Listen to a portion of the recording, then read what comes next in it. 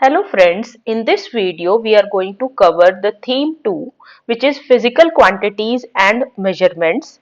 In this we will study measurement of density, different ways of measuring it, relative density of solid, liquid and gases. Fine, we'll find out sinking and floating also and related terms. Fine, so let's start. So measurement of density, flotation and sinking. Fine. So सबसे पहले हम एक investigation देखते हैं. हमारे पास क्या है? We have iron, zinc, aluminium and wood. इसका सेम साइज का 1 सेंटीमीटर का हमने एक क्यूब ले लिया. इसका लेंथ, ब्रेथ और हाइट सब 1 है. फाइन. सो दैट मीन्स इनका वॉल्यूम क्या होगा? The volume of all will be 1 centimetre cube. इसके बाद अब साइज सेम है. हमने फिजिकल बैलेंस को लिया और फिजिकल बैलेंस से सबका वेट किया.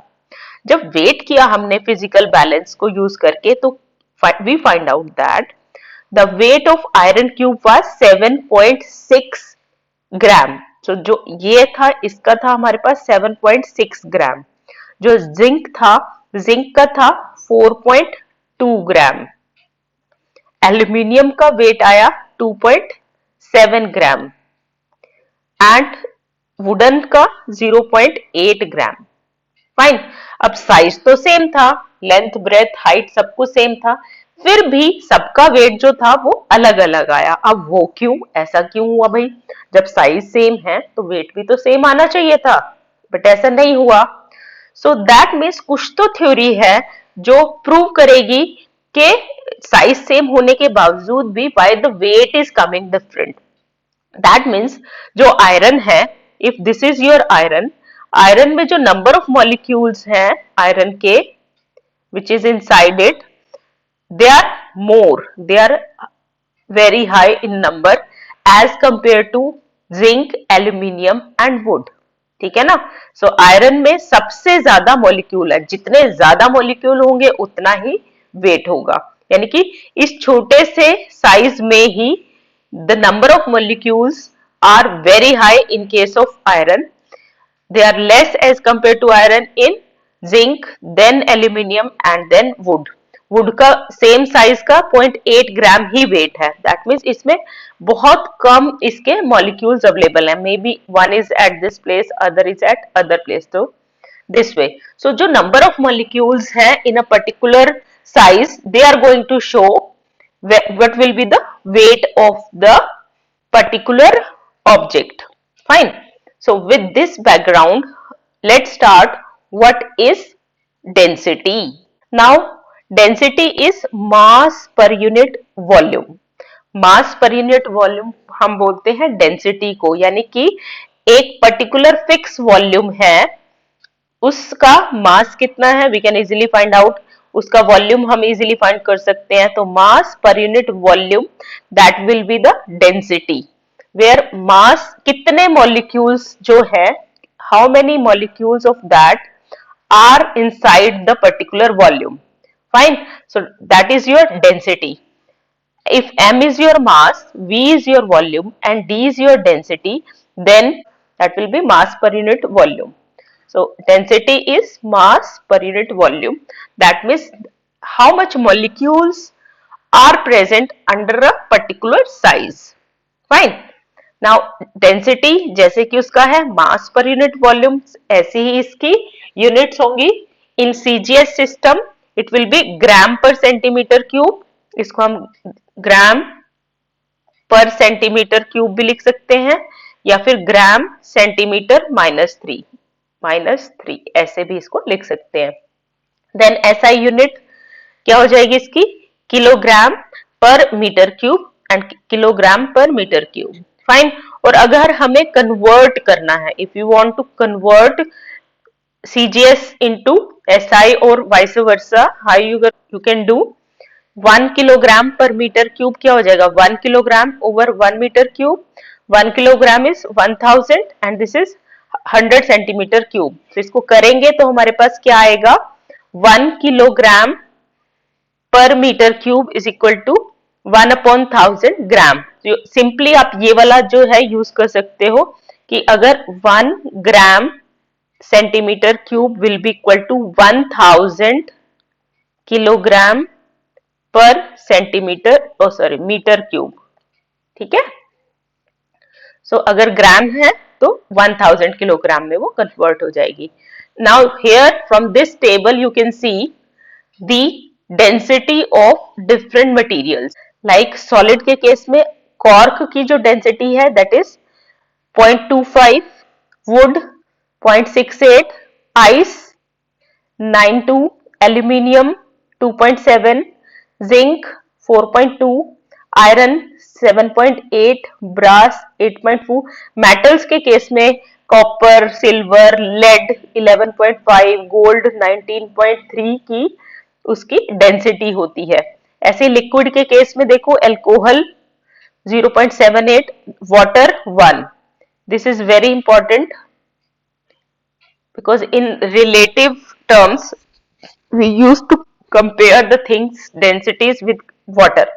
So water at 4 degree C की डेंसिटी होती है 1 gram per centimetre cube. Milk is 1.03, glycerine 1.25, mercury liquid mercury सबसे ज्यादा density in case of liquid होती है मर्करी की। फाइन। सो एक और चीज है जो डेंसिटी है।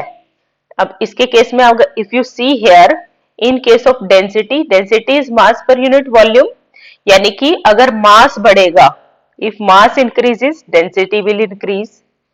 फाइन। और इसका रिवर्स केस अगर हम देखते हैं opposite, if volume will increase, अगर वॉल्यूम इंक्रीज होता है तब क्या होगा, what will happen, denominator increase हो रहा है that means density will decrease. So density increases with mass and decreases with volume. Volume increase होगा तो डेंसिटी डिक्रीज होगी। This is important concept. फिर है हमारे पास determination of density of a solid. अब सॉलिड, लिक्विड, गैस, तीन चीजें हैं हमारे पास। तो सॉलिड अगर कोई मटेरियल हमारे पास है तो उसकी डेंसिटी को हम कैसे मेजर कर सकते हैं, and here we are using a measuring cylinder. What we are using here, measuring cylinder. So measuring cylinder को यूज करके आप डेंसिटी को कैसे निकाल सकते हो। अब डेंसिटी निकालने के लिए मुझे क्या चाहिए, एक तो मास चाहिए और दूसरा चाहिए वॉल्यूम। ठीक है ना। अब मास को I can find out easily with the help of physical balance. Physical balance को यूज किया आपने और उससे आपका जो मास है वो निकल आएगा। और प्रॉब्लम है जो है वो है वॉल्यूम में, कि वॉल्यूम कैसे फाइंड आउट किया जाए। अब वॉल्यूम को फाइंड आउट करने के लिए हम क्या यूज कर रहे हैं, मेजरिंग सिलेंडर। फाइन। अब मेजरिंग सिलेंडर कैसा होता है, इट्स लाइक दिस। यहाँ पे क्या है, हमने क्या किया, एक मार्किंग तक इसमें, this is your measuring cylinder in which you have these markings. हमने 50 सेंटीमीटर तक, 50 सेंटीमीटर क्यूब का वॉल्यूम इनिशियली इसमें वाटर फिल किया। फिर एक बहुत ही पतली, वेरी फाइन, जिसका अपना इंडिविजुअल कोई वेट नहीं होता, ऐसी कॉटन थ्रेड को लिया। उससे हमने उस जो भी हमने पत्थर या stone, whatever object we are using, जिसका भी हमने वॉल्यूम निकालना है, उसको हम डिप करेंगे so that it will be completely immersed inside the water. अब जब इसके अंदर वो स्टोन जाएगा तो इसका जो वाटर लेवल है दैट विल राइज। मान लिया it has come out at 75 centimetre cube. Fine. So what will be the volume of solid, volume of solid will be 75 minus 50 which is 25 centimeter cube. That is the volume of the solid. अब हम easily उसका, अब physical balance से मास आ गया, measuring cylinder से volume आ गया, we can easily find out the value of density which is mass per unit volume. That's how you can easily find out the density with the help of measuring cylinder. Now next हमारे पास आता है measurement of density of irregular solid. Irregular solids के case में हम क्या करें, same जो मास है that you can easily find out with the help of your physical balance. Physical balance से मास तो आ ही जाएगा। ठीक है ना, फिजिकल बैलेंस को यूज करके you can find out the mass. Problem कहाँ है? वॉल्यूम में। सो वॉल्यूम निकालने के लिए हम यूरेका कैन को यूज करते हैं। अब इस कैन में एक होता है spout, this is your spout, ये आपका स्पाउट है।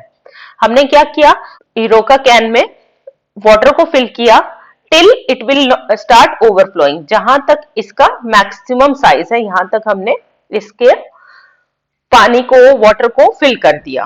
फिर अब इसमें हम same with a very thin cotton thread को लेके उस ऑब्जेक्ट को हम इसमें इमर्स करेंगे। So when we will immerse the object inside it, तो क्या होगा, water level will go up, लेकिन यहाँ पे स्पाउट है तो वो वाटर यहां से it will go inside the this measuring cylinder. ठीक है, सो हम क्या करेंगे, जितना पानी इसमें आया उसका रीडिंग लेंगे and that will be the volume of the solid, solid का वॉल्यूम वो हो जाएगा। Fine, so this way you can easily find out the volume. Mass आ गया फिजिकल बैलेंस से, वॉल्यूम आ गया यूरेका कैन से, so we can find out the density also. So these were the two methods which can be used for finding out the density of solids. अब solid के अलावा we have to measure the density of liquids also. अब liquids की density को measure करने के लिए हम क्या करेंगे, we will use another thing which is density bottle. एक special bottle होती है which is called as density bottle, which we are going to use for measuring the density of liquids. अब ये bottle क्या होती है, अब you can see here 2 is written here, ये 2 लिखा हुआ है ना, that means this is the answer of second question from the this one, from here to here, this is the answer of second question in the study questions. Fine, so in the whole PDF you can see all of them, the answers of all the questions are mentioned here. I have already uploaded the video related to the numericals of this chapter, you can see the link above. So सारे study questions, exercises, everything will be included here except the numericals. For numericals I am uploading a separate video, so you can see it. Fine, so go through the PDF very carefully, you will get all the answers here only. So what is density bottle? A specially designed density bottle, capacity 50 ml, जो इसका volume है that is fixed, इसके अंदर 50 ml ही liquid आएगा for finding out the density of liquid. So कैसी है, एक specially designed bottle है जिसकी कैपेसिटी होती है 50 ml. It is a small glass bottle having a close fitting glass, ground glass stopper in the neck. यहाँ पे आप देख सकते हो this is a stopper in the neck और इसके बीच में there is a capillary tube so that the extra liquid can come out of it.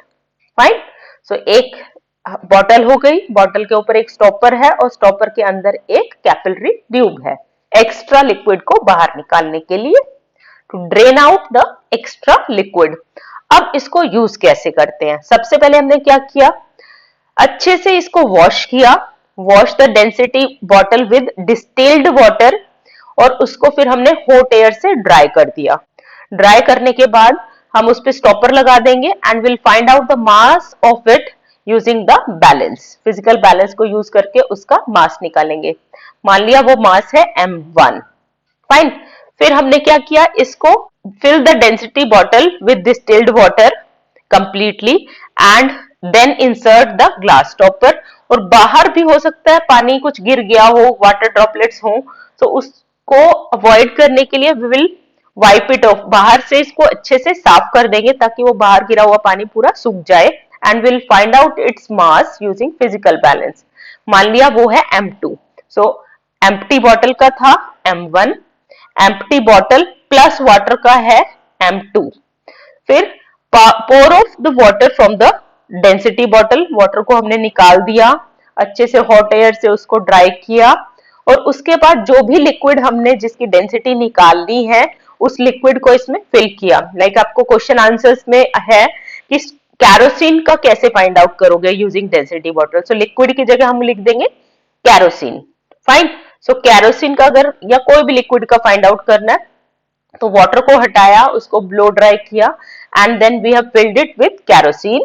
Fine, so now insert the stopper, wipe off the extra, बाहर कुछ drops droplets लग गई हो तो उसको आप वाइप ऑफ करोगे and you will find out the mass using physical balance. अब इस केस में जो मास है वो M3 है, यानी कि बॉटल का प्लस लिक्विड का. So mass of empty bottle M1, mass of empty bottle plus water M2, mass of empty bottle plus liquid is M3. ये तीनों चीजें.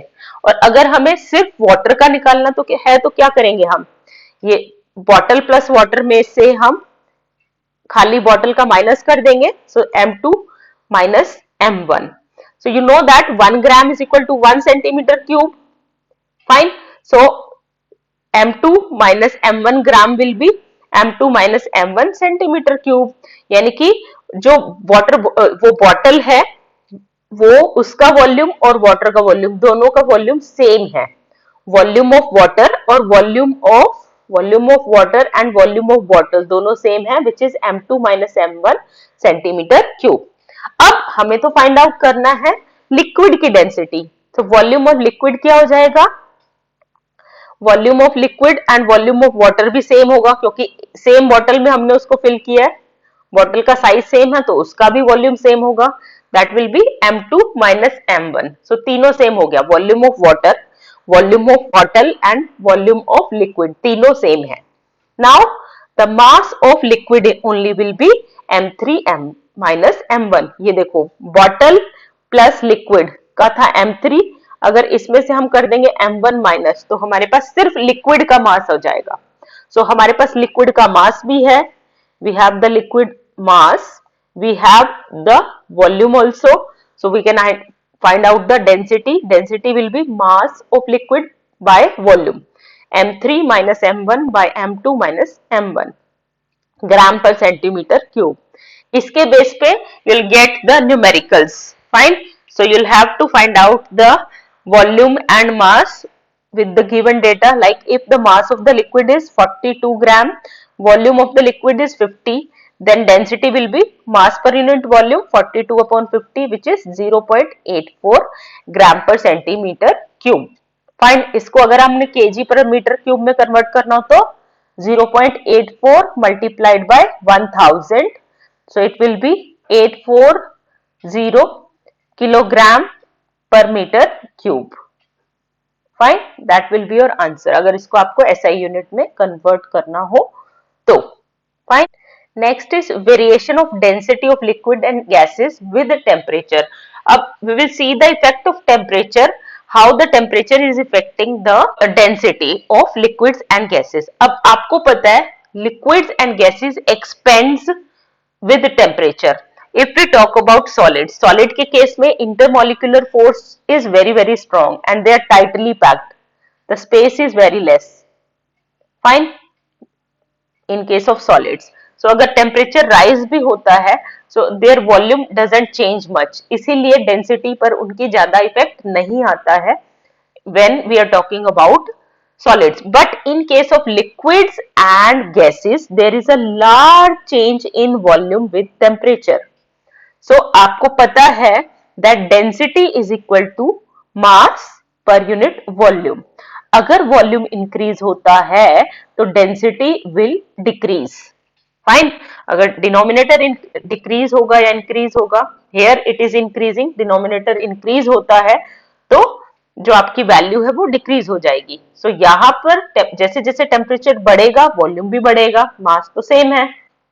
तो in this case your density will decrease. Fine. The mass of a gas और a liquid remain the constant. Mass तो same रहेगा but volume increase हो रहा है with the temperature, so इसीलिए density जो है that will decrease. Fine. So you can see this is in this paragraph there is the answer of question number 3 and 5A. Fine. So that's how you can show the effect of temperature on density. So density जो है वो decrease होती है in case of liquids and gases with the temperature increase. Now next is consequences of change in density of liquids with temperature. अब ये जो change in density है वो हमें कैसे इफेक्ट करती है. अब देखो क्या होता है when you take a utensil. अब इस utensil को जब आप हीट करते हो from the एनी बर्नर, तो क्या होगा, it is full of water, ठीक है। सो whatever molecules of water are here near the gas, fine, near the fire, वो heat up होंगे, and as they absorb the heat they will rise up, they'll rise up, they expand होता है, expansion के बाद they'll rise up, fine। so जब वो ऊपर चले जाएंगे तो यहाँ पे वैकेंसी होगी, there will be low pressure region। अब उसको फिल करने के लिए ऊपर से जो colder और heavier molecules है, they will come down, fine। so a flow has been created, so after absorbing the heat molecules are going up and colder molecules are coming down, so एक जो current है वो initiate हो जाता है, fine। so this is known as convection current, fine, and it is the convection current which is responsible for heating of liquid, fine। so this is how the effect of density comes in the case of temperature। now consequences of change in density of gases। अब gases के case में क्या होता है, same process gases के case में भी, जो gases के molecules हैं they will absorb the heat and they will rise up, और उनकी जगह जब वो वहां पे एक खाली स्पेस होगा, फाइन, सो जो heavier और cooler molecules हैं they will come in their place, उनको रिप्लेस कर देंगे, fine. That's how the gases gets the heat by the method of convection, fine। so this is how पहले hot air नीचे से गर्म हुई, वो rise up हो गई और उसकी जगह cool air ने replace कर दिया, फिर वो गर्म हुई, it will go up and other molecules which are cooler they will replace them, so that's how the circle will keep on going, fine। so that is the reason of your convection current in case of gases, और यही same formula जो है that is responsible for the formation of weather, land and sea breezes, monsoon and westerlies, fine. सबके लिए यही method जो है वो यूज होता है, and this is the same thing which is used for ventilation also. आपके रूम में आपने देखा होगा जो वेंटिलेटर्स होते हैं वो दीवार में ऊपर होते हैं, फाइन। क्या होता है, जो हॉट एयर है that after absorbing the heat goes up and move out of the window, fine, and cooler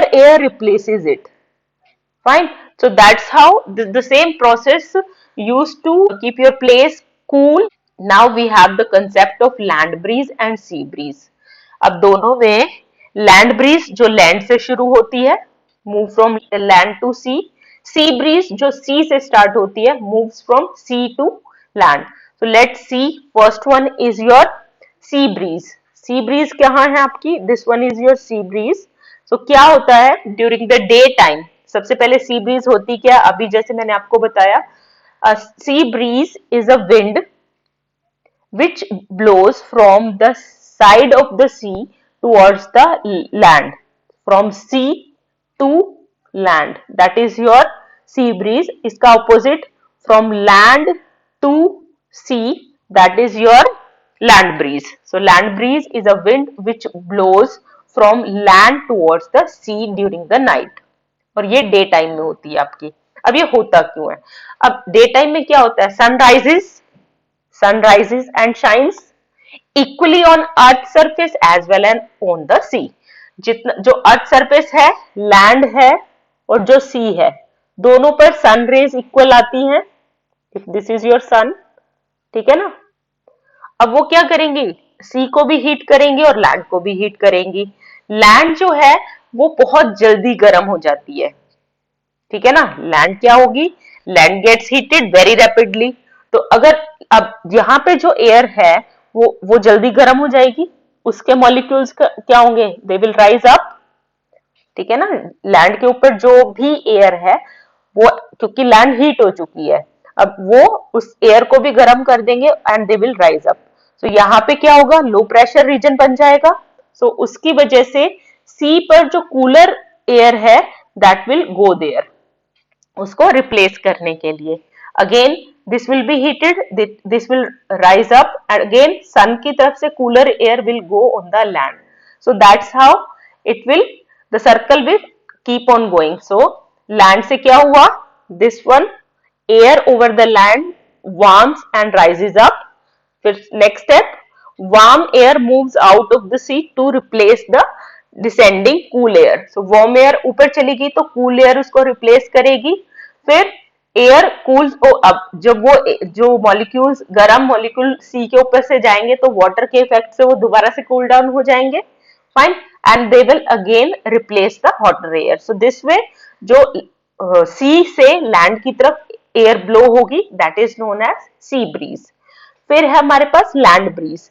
अब रात के टाइम पे क्या होगा, रात के टाइम पे sun will go away, land cools faster as compare to sea. Land जो है वो कूल हो जाएगी और जो सी है वो अभी इतनी जल्दी तो कूल नहीं हो पाएगा. सो क्या होगा, सी के ऊपर की जो, सी अब गर्म है तो उसके वो क्या करेगा, अपने ऊपर की जो एयर है उसको गर्म कर देगा. Fine, this one, the air over the sea warms up and rises. और वो क्या करेगी, वो ऊपर राइज होगी. अब यहाँ पे लो प्रेशर एरिया बनेगा, so that will attract the cooler air from the land. Land से कूल एयर इसको रिप्लेस करेगी. फाइन, और जो वार्म एयर लैंड के ऊपर जाएगी वो भी कूल डाउन हो जाएगी. सो ये एयर यहाँ आई, it will be cool down here. So again after some time it will replace the hot air over the sea. Fine, so ये एक सर्कल बन जाएगा. So in the night the land breeze will go on from land to sea. अब इस phenomena को भी हम use करते हैं. How? I hope you are clear about land air and land breeze and sea breeze. Fine. अब fisherman क्या करते हैं, फिशरमैन जो है, अब आप देखो हमारे पास दो तरह की ब्रीज हो गई, land and land breeze. Land breeze क्या होती है, from land to sea in the night.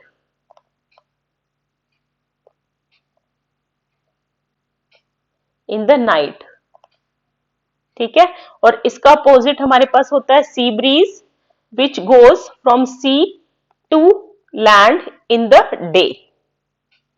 Fine, यानी कि लैंड से सी में जाना रात के टाइम पे इजी होगा, क्योंकि जिस तरफ की हवा है आप उसी डायरेक्शन में जाओ तो आपकी बोट जल्दी चली जाएगी. सो फिशरमैन क्या करते हैं, they sell for fishing during the night. अब नाइट के टाइम पे लैंड ब्रीज चलेगी. फाइन, सो लैंड से सी की तरफ है वो इजीली मूव कर सकते हैं सी के अंदर. So they can easily cast their nets during that. अब दिन के टाइम पे क्या है, जो सी से लैंड की तरफ वो इजीली आ जाएंगे, क्योंकि सी से लैंड की तरफ जो है वो ब्रीज फ्लो हो रही है, वो उनको इजीली कम एफर्ट में मूव करेगी. तो मॉर्निंग में अराउंड 10 o'clock वो जाते हैं, जो रात में उन्होंने नेट डाला था उसको वापस लेने के लिए. एंड इसमें उनकी हेल्प करती है सी ब्रीज. तो that's how they use land breeze as well as sea breeze for casting and removing their nets to catch the fishes in the sea. Fine, that was your land and sea breeze. Now comes the concept of flotation and sinking. Float मतलब तैरना, sink मतलब डूब जाना. इसके लिए हम पढ़ेंगे relative density. Relative मतलब comparison of two densities. The ratio of density of a substance to the density of water. Density of substance ली है हमने और density of water. Density of water तो आपको पता ही है, 1 ग्राम पर सेंटीमीटर क्यूब होती है. फाइन, सो ये रेशियो डिसाइड करेगी फ्लोट होगा या सिंक होगा. अगर डेंसिटी ऑफ अगर ये वैल्यू जो है, if it is greater than 1 से ये ज्यादा है, तो वो क्या होगा, सिंक. क्यों? क्योंकि सब्सटेंस की जो डेंसिटी है वो वाटर से ज्यादा है. मान लिया जो सब्सटेंस है उसकी डेंसिटी 10 है, वाटर की तो 1 ही है. सो ये क्या आएगा, 10. यानी कि इफ ग्रेटर देन 1 है relative density, so they will sink. Fine, so इसीलिए जितने भी मेटल्स हैं, बिकॉज मेटल्स की डेंसिटी वाटर से ज्यादा होती है and they all sink inside it. The density of gold is 19.3 gram per centimeter and density of water is 19.3. Fine. So if कब वो फ्लोट होगी, कब वो सिंक होगी, that all depends on the relative density of the things. जैसे अब mass of substance and mass of water, ये भी ले सकते हैं आप इसमें. और क्या हम लेते हैं इसमें, अब जैसे mass of any volume of substance, कोई भी वॉल्यूम है, मान लिया आपका 100 सेंटीमीटर क्यूब वॉल्यूम है, फाइन। सो उस mass of any volume of substance, इसका मास और mass of same volume 100 centimetre cube ही आपको वाटर लेना है। ये अगर मरकरी लिया है आपने, ठीक है ना, ये आपने मरकरी लिया है, तो वाटर भी आपने सेम लेना है। So mass of any volume of substance, जितना वॉल्यूम सब्सटेंस का होगा उतना ही वॉल्यूम वाटर का होगा in case of relative density. अब relative density of a substance can also be defined as the ratio of mass of any volume to the ratio of mass of equal volume of water. जितना volume substance का है उतना ही volume water का आपको लेना है, और वाटर का तो फिक्स ही आपको पता ही है, 1 ग्राम पर सेंटीमीटर क्यूब होता है 4 डिग्री सी। मान लिया हमने एक कंटेनर में अल्कोहल लिया, एक में वाटर लिया, यू कैन सी हियर, एक में अल्कोहल लिया, एक में वाटर लिया और एक में ग्लिसरीन लिया। अल्कोहल की जो डेंसिटी होती है which is 0.78 gram per centimetre cube, water की डेंसिटी होती है 1 ग्राम पर सेंटीमीटर क्यूब, और density of glycerine is 1.25 gram per centimetre cube. Now you can सी ये जो पार्ट है, this one is जो immersed part है, that is you can see इतना, and in this is this much, this is maximum in case of alcohol, and this one is the wood which is whose density is 0.68 gram per centimetre cube, और ये जो size है that is taken same in all the case, सब cases में size of the wood is taken same. सो ये क्यों हुआ कि एक में ये इतनी ज्यादा डिप हो गई, एक में उससे कम है, दूसरे में उससे कम है, fine. So you can see higher the density of the liquid less will be the immersing of the substance, fine. Alcohol की डेंसिटी सबसे कम है, उसमें सबसे ज्यादा वो डिप होता है, तो डेंसिटी जो के ऊपर भी डिपेंड करता है कि वो कितना इमर्स होगा। Higher the density less it will immerse. Now the same concept is used in case of sea. अब सी के केस में जो डेंसिटी है वो हर जगह सेम नहीं रहती है, fine, it changes with temperature और due to the mixing of fresh water. अगर फ्रेश वाटर वहां मिक्स हो जाता है तो वो डेंसिटी कम हो जाएगी वहां पर, अगर सॉल्ट्स ज्यादा है तो डेंसिटी ज्यादा हो जाएगी, फाइन। तो इसीलिए जो सी वाटर है उसकी डेंसिटी कीप ऑन चेंजिंग होती है, और आपको पता है higher is density lesser it will immerse, fine. So अगर आपकी डेंसिटी बहुत ज्यादा है वाटर की तो उसमें शिप जो है वो कम डिप होगा, कम इमर्स होगा, तो उस केस में वो क्या हो सकता है, वो ओवरलोडेड है, ठीक है, उस केस में ओवरटर्न हो सकता है, पलट सकता है, क्योंकि वो वाटर के ऊपर ही चला जाएगा सारा का सारा, तो पलट जाएगा। ऐसे ही अगर फ्रेश वाटर के रीजन में जाते हैं हम तो क्या होगा, डेंसिटी जो है वो बहुत कम हो जाएगी वहां पर, क्योंकि फ्रेश वाटर है, डेंसिटी कम हो जाएगी, तो वहां पे क्या होगा, डेंसिटी कम में जो शिप है वो बहुत ज्यादा वाटर के अंदर चला जाएगा, और अगर शिप बहुत ज्यादा वाटर के अंदर जाएगा तो वो सिंक हो सकता है। सो हमें दोनों सिचुएशन को ही अवॉइड करना है, ना तो वो ओवरटर्न होना चाहिए ना वो सिंक होना चाहिए, fine. So density plays an important role. अगर डेंसिटी बहुत ज्यादा है तो वो ओवरटर्न हो सकता है, डेंसिटी कम है तो वो सिंक हो सकता है। तो इसीलिए एक जो आपके शिप है, शिप में आपको मार्किंग दी होती है, दैट मार्किंग हेल्प यू, जो वो मार्क है, marking around the hull of the ships indicate the level to which the ship should be submerged in the water at some particular location। कितना वो sink होना चाहिए, कितना वो सबमर्ज होना चाहिए, that's all being depicted there। so वो जो है उसको आपको मेंटेन करना पड़ता है। अब नेक्स्ट हमारे पास हमेशा ये क्वेश्चन आता है, why does iron needle sink in the water, और इतने बड़े बड़े जो शिप हैं आयरन के वो सिंक नहीं होते हैं। That is also where the density is important. Density is mass per unit volume. आपको पता है अगर हम निडल की बात करते हैं उसकी डेंसिटी है 7.6 और वाटर की डेंसिटी होती है 1 ग्राम पर सेंटीमीटर क्यूब। सो अगर 1 ग्राम पर सेंटीमीटर क्यूब में 7.6 ग्राम पर सेंटीमीटर का कोई ऑब्जेक्ट डालेंगे तो ऑब्वियसली वो सिंक होगा, हाई डेंसिटी है।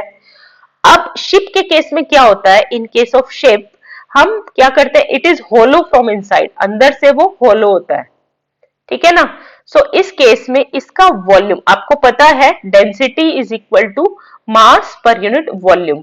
अगर वॉल्यूम हम इंक्रीज करते हैं तो डेंसिटी डिक्रीज हो जाती है। तो हमने क्या किया यहाँ पे शिप के केस में, उसके वॉल्यूम को बहुत बहुत इतना ज्यादा इंक्रीज कर दिया कि उसकी जो डेंसिटी है that will be less than 1 से वो लेस देन हो जाएगी, फाइन। और अगर डेंसिटी लेस देन 1 है तो it will float over water. So हमने क्या किया, कंसेप्ट डेंसिटी का यूज किया, और शिप के केस में हमने वॉल्यूम को इंक्रीज कर दिया। The volume of the ship becomes very large as compared to its mass. तो density will be less than 1, और अगर density less than 1 है तो obviously it will float. Fine. So that was the reason for floating of ship over the water, and this is the answer of question number 11. Question number 11 का ये answer है. You can see it is marked here. Now next thing is comparison of densities in 3 states of matter. First one is solid. Solid के case में molecules are very tightly packed. Then comes liquids where molecules are not that tightly packed, and then comes are gases. Fine. This is solid. This is your liquid, and this is your gas. Now, up in you know that in case of solids, the intermolecular space is very small and intermolecular force very large because they are tightly packed. ठीक है ना. So what happens, the solids, in case of solids, molecules are very tightly packed in the small volume. अगर volume कम भी है, हमने बिल्कुल starting की explanation में भी देखा था इन्वेस्टिगेशन में कि जो सॉलिड्स हैं आयरन के केस में, जो molecules हैं, they are tightly packed. Number of molecules are very high in the same volume. So we know that density is equal to mass per unit volume. ठीक है. So solids have high density due to their small volume. Small volume में भी उनका mass जो है that is very high. That's why in case of solids the density is high. अब in case of liquids, the number of molecules are not that tightly packed. Their space is high as compared to solid. यानी कि उतने ही size में number of molecules are less, so they'll be having less density as compared to the solids. Then gases के case में they are having even less number of molecule present in the same volume. Same volume में gases के case में बहुत ही कम molecules present होते हैं because they have negligible intermolecular force and very high intermolecular space. Space बहुत ज्यादा होता है और force तो almost negligible ही होती है. So that's why the gap is very high. So volume in number of molecules are less. That means mass is less. Mass less है और volume high है. So that's why the density in case of gases will be very less. They have low density, and this is the answer of question number 12 of your study questions. Fine. So go through it carefully. Now is exercise portion. You can see it from here. These are the fill-ups I have already filled. You can take the screenshot of it.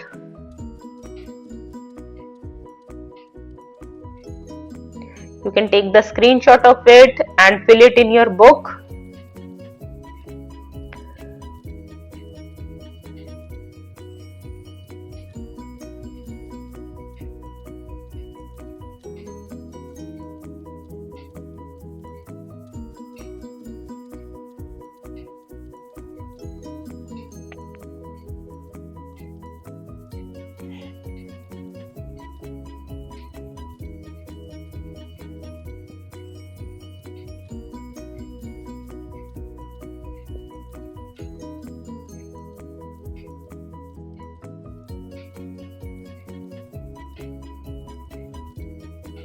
Some answers are written here also.